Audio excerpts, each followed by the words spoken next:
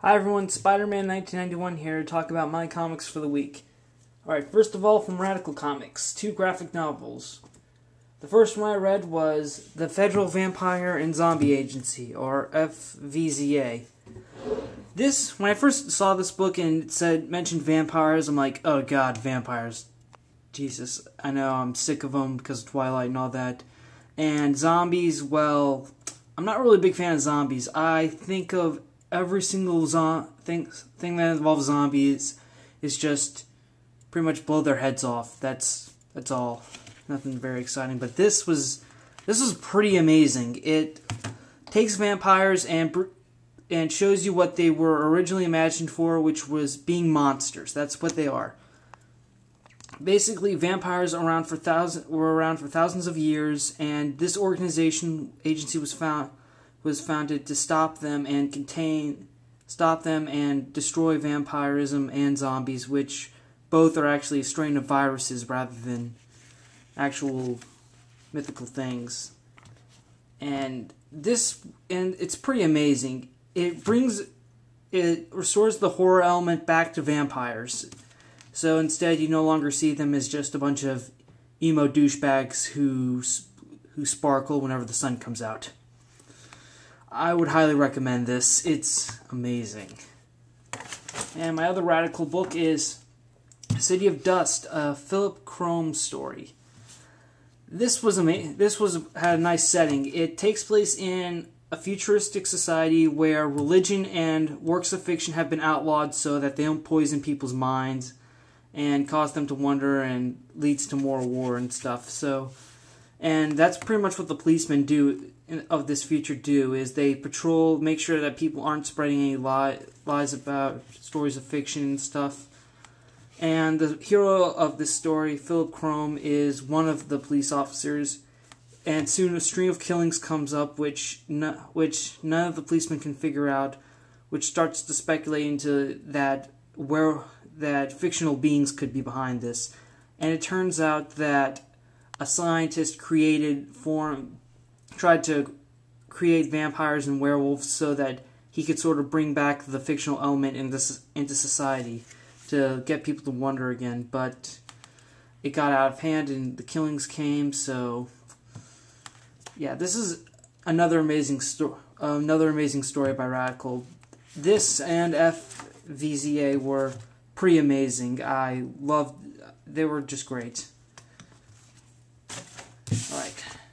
Now for the real reason my subscribers check this out. The monthlies. First off, from Image, Invincible number 78. Shortly after Mark makes his deal with the Viltrumites, the king pretty much declares that their war is over and that they'll never hear from him again. And Mark is just wondering what has he done since now the Viltrumites are back on Earth. And then Tech Jacket flies up and they tell him that the war is over. So then Mark and Nolan head back to their home, Debbie Grace and Mark's mom's home, and she's surprised and happy to see Mark, but then she's shocked and wondering where's Oliver. But Nolan tells her that Oliver is back on Teleskia. He's still Teleskia, and he's still recuperating. But when Debbie mentions Eve, Mark goes off to see her. And when Nolan starts talking to Debbie, Cecil shows up and he shoots Nolan out of reflex, but he says that, sorry, Mark told him that he reformed and asks what's the status of the war. And Mark goes to see Eve and he sees her, and she's, as the audience knows, heavily pregnated now. And they're just happy to see each other. Meanwhile, at the Pentagon, Cecil goes to a lab and tells them, okay, war's over, we don't need this stuff. And there's an army of Invincible alternate version zombies of Invincible and stuff. Reanimate, that's what they're called. It's been a while since I've seen them, and their career is just like, bummer. And Tech Jacket sees his father, and they're both surprised that they both have beards. Yay! And so now Mark and Eve are kind of reconnecting, talking about how hard it was since it's been 10 months and Mark was in a coma for most of it. He was a little shocked. and Debbie and Nolan are trying to Debbie and Nolan are kind of like reconnecting, I guess. I'm not so sure if their relationship is intact, but I think they're going to try again. It's implied. And Eve goes to talk to Mark's friend William about his return, but she says that she hasn't told him yet. So Mark starts flying around and realizes that he killed Conquest, destroyed Viltrum, and ended the war, but they haven't won since the Viltrumites are still there. And on Telescria, Alan, who's now the head of the Coalition of Planets, gets a message from his predecessor, from the former head who was, I can't remember his name. Well, he left Alan a note saying that he had one last weapon against the Viltrumites, which was the Scourge virus, the original virus that practically killed the entire race. It's now been perfected, and that if they ever need to use it again, Alan will have no choice but to eradicate all Viltrumite life forever, including Mark and his family. And by family, I mean Oliver, Nolan, and his son, I guess. So yeah, that's pretty much what happened. I'm still surprised that even when Mark comes back, that's not the first thing Eve tells him, that she's pregnant. I cannot believe that. Okay, yeah, maybe a little because they need to reconnect, but still, I want to see his reaction already to he's going to be a dad. Come on. A nice little, filler issue about how we see that the heroes come back to Earth and they try to sort of reconnect about what happened, about what's been going on since they last left. Because that would be a common theme whenever Mark would leave Earth. He'd come back months later and he'd have to learn a bunch of stuff would usually happen.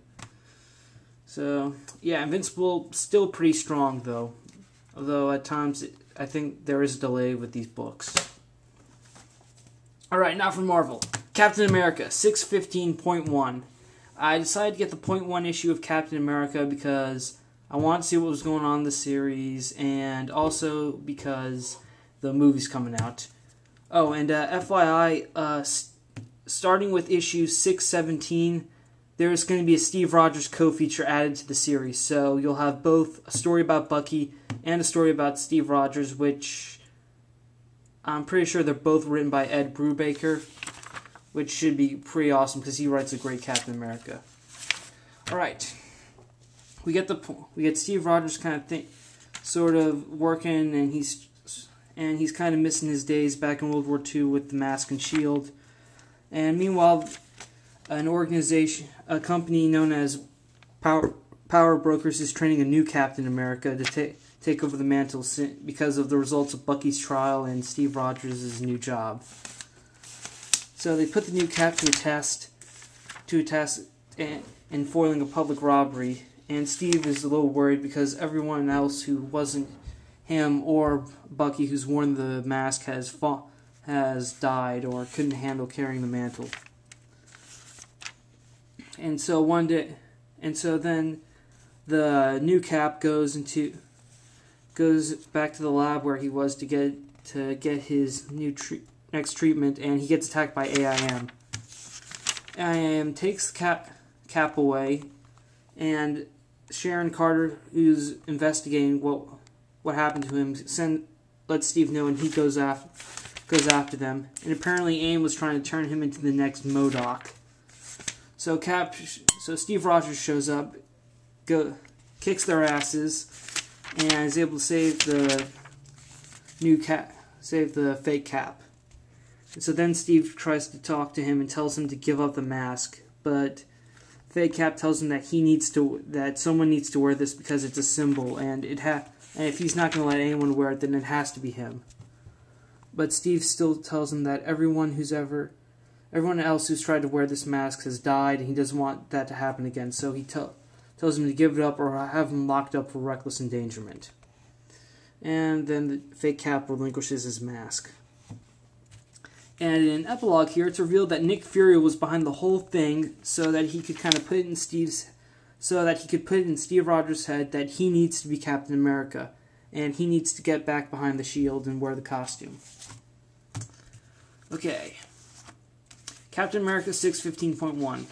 it's pretty great. It's sort of the start to something new where now Steve Rogers is kind of starting to think about whether he should return to the Captain America costume, and I think he should. He should, because Steve Rogers is Captain America, okay?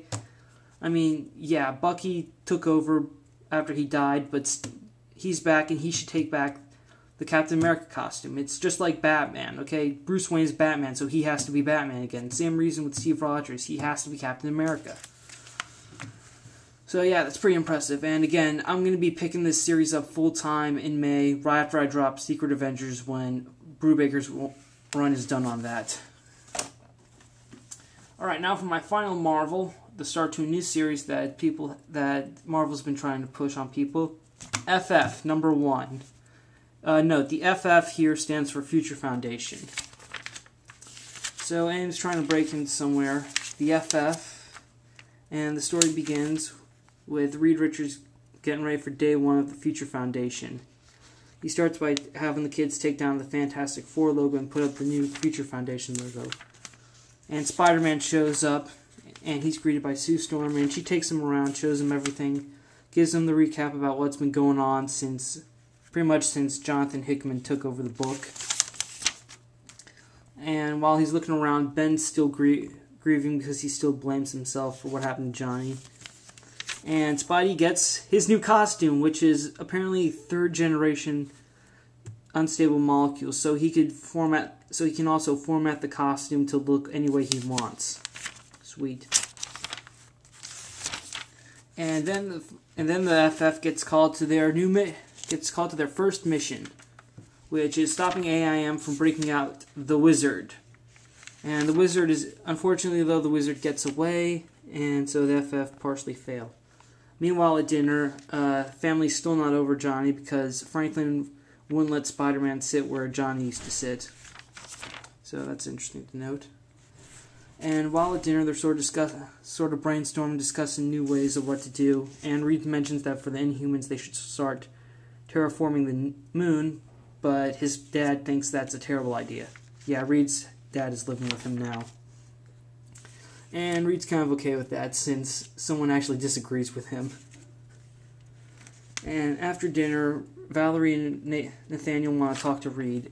And in the end, it's revealed that Valerie, spoiler alert, and Nathaniel agreed to offer membership of the Future Foundation to Dr. Doom. Yeah. So the Fantastic Four's greatest enemy is now joining the Future Foundation.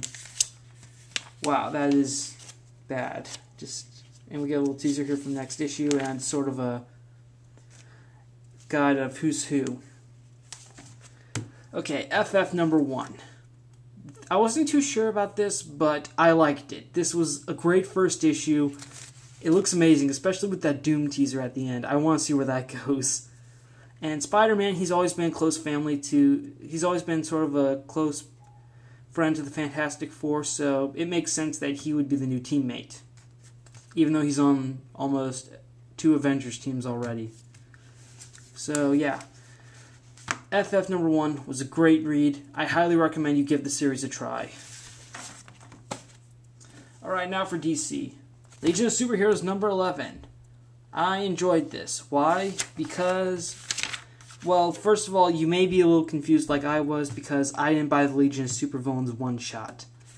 I was trying to save money, so that's why I didn't get the one-shot, unfortunately. If you have, then you'll probably understand what's happened. Breakout and attack on Galcos, and there's going to be a new Legion of Supervillains formed, and now the Legion sort of spread out so they can figure out a way to stop them.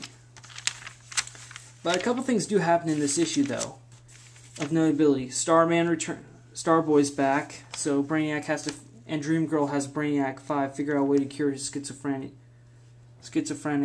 tendencies, and Mon-El returns to resume his leadership over the Legion. And an awesome fight happens between Timberwolf and Sun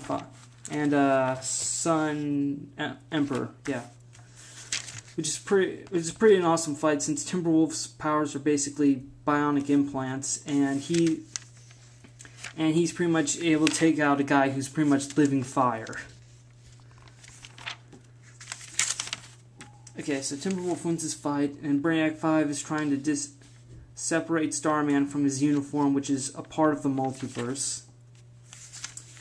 And then Professor Lee shows up, and she says that she knows what really happened to Kolu, and it's all her fault. So yeah, something happened to Kolu, like it's off the grid or something. So that's what happened at the end. Sorry, I didn't bring that up. But okay, Legion of Superheroes number 11. It's okay, I guess. I mean, the Timberwolf Sun Emperor fight was pretty awesome, and it's good to see Mono back and Starboy. But it wasn't very exciting. I mean, I would recommend reading the Legion of Supervillains one-shot that came out a few weeks ago before you read this. So yeah. Alright, next up, War of the Green Lanterns Part 1 in Green Lantern 64. Salak leads a bunch of Green Lanterns to go and arrest Hal Jordan by order of the Guardians. Meanwhile, in the Lost Sector, it's revealed that Atrocitus has always known that Corona was responsible for the massacre of Sector 666, which angers Hal Jordan because apparently Atrocitus was just using everyone the entire time, including the Red Lanterns.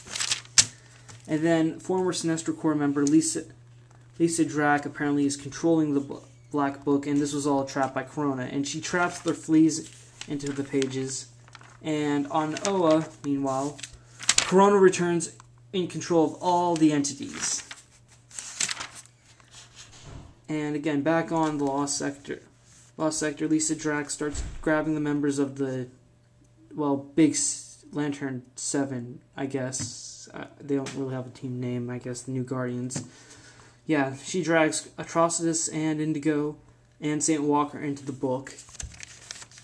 And meanwhile, on Oa, Corona's still taking control of the Guardians, and meanwhile, dealing with the book, Sinestro gets the idea for him and Hal to let their rings get into contact to pretty much create a blowback of energy that would destroy the book, which it does. But unfortunately, Hal's the only one to survive, and all that's left of the other New Guardians are their rings. And just as Hal's getting ready to pick them up, the Green Lanterns show up. So Hal tries to talk some sense to them, get them to stop trying to arrest him and listen to him, that something big's going on.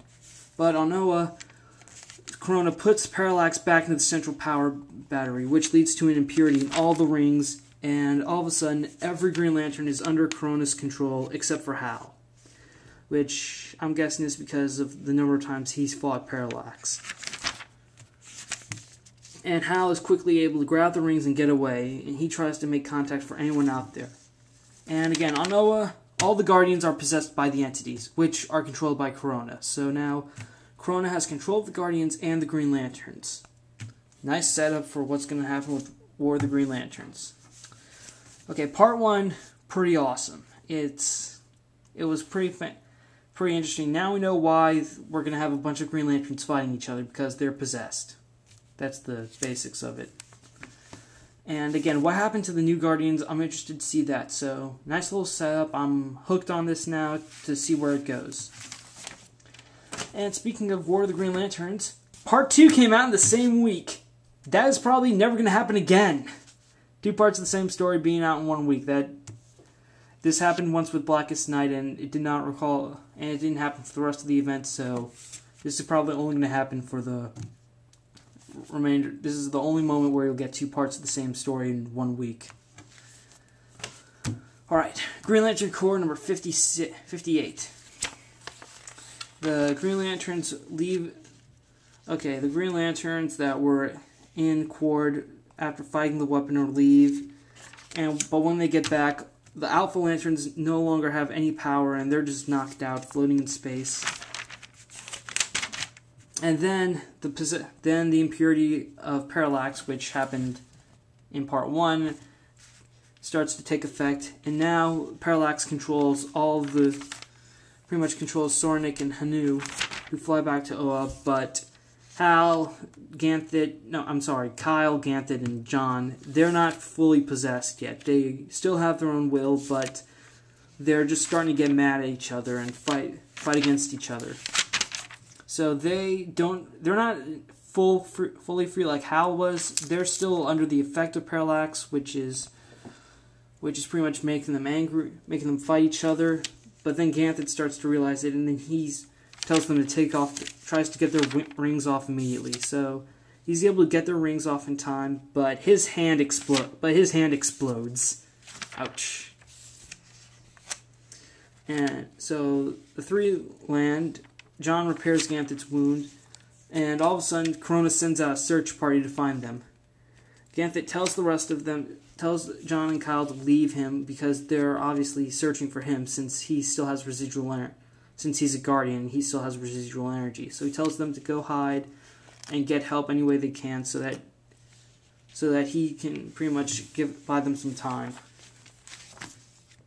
Alright, so now here's another development for the war. Kyle and John no longer have their rings. Hal, he has, well, his ring plus the other colors. Don't know what that means, but so far I'm liking War of the Green Lanterns. It's shaking things up a bit, so maybe this will pay off soon in the long run. Now for my final comic book of the week, Batman The Dark Knight #2. Issue #1 came out in November. It has been 4 months since the last issue came out.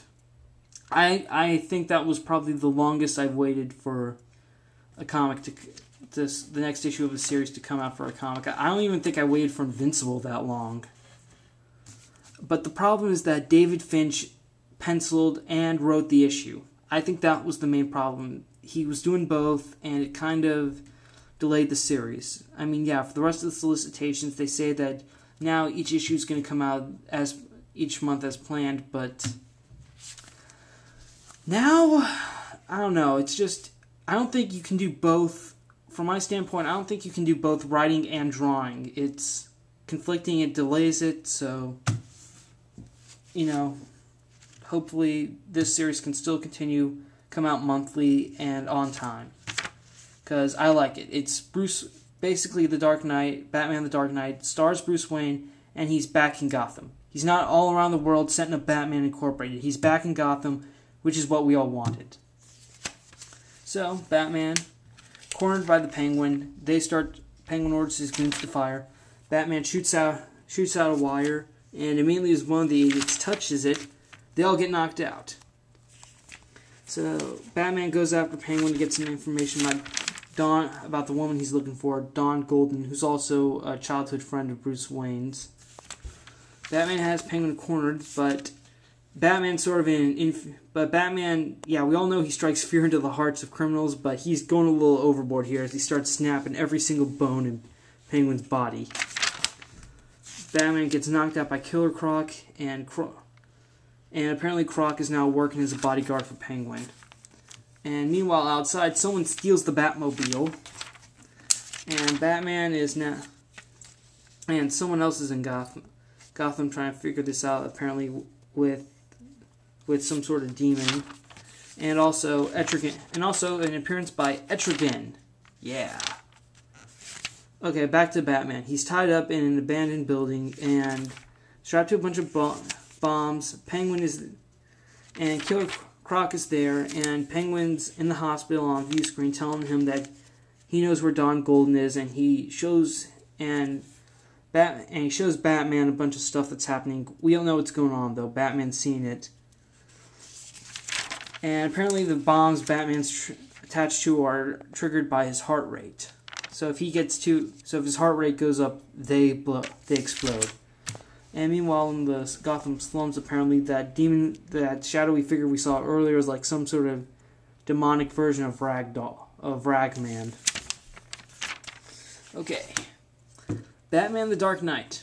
I'm still going to buy this. I'm still going to check this out because, well, I've waited for it, so I might as well see how the first story arc is, because I like it. It's Bruce Wayne back in Gotham. That's really what I want in a Batman book now, so it's okay. This issue, though, it's okay. I mean, the first one I loved. This one I'm okay with. Finch's art is great, but it's good. And that's all I have to say about this. Okay, so in conclusion, Batman The Dark Knight #2. About time it came out. Green Lantern Corps and Green Lantern Parts 1 and 2 of the War of the Green Lanterns. They look interesting. I can't wait for next week when Green Lantern Emerald Warrior Part 3 comes out in Green Lantern Emerald Warriors. Oh, and another thing, this is going to be strictly a Green Lantern book, so it'll be a Green Lantern event, so it'll just stick within the Green Lantern books, which is great. Legion of Superheroes #11. Be sure to read the Legion of Supervillains one shot that came out a few weeks ago. FF #1.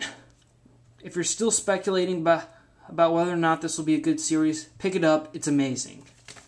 Captain America 615.1.